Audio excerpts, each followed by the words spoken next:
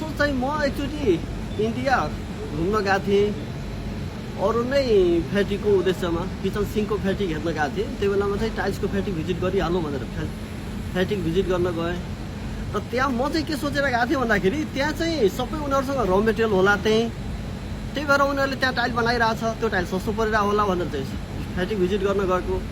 त्यहाँ गइसकेपछि के देख्यो भन्दाखेरि उनीहरूसँग र मेटेरियल केही पनि होइन रहेछ। र मेटेरियल चाहिँ सबै यता चाहिँ राजस्थान बिकानेर अथवा यो पहाडी भूभागबाट लाँदो रहेछ।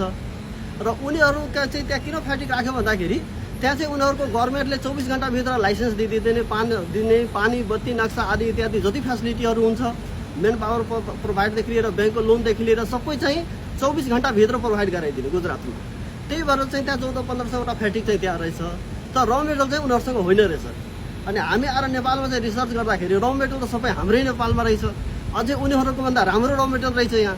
अब राम्रो र मेटेरियल भइसकेपछि त हामी त्यत्रो टाढाबाट र मेटेरियल ल्याएर टाइल ल्याउँदाखेरि त टाइलको कस्टभन्दा भाडा बढी पर्छ। हामी यहीँको र मेटेरियल बनायो भने त हामीलाई भाडा पनि लागेन, कस्ट पनि सस्तो पर्यो, विदेशी मुद्रा पनि बाहिर गएन, हाम्रो 200-300-400 जनाले रोजगार पनि पायो।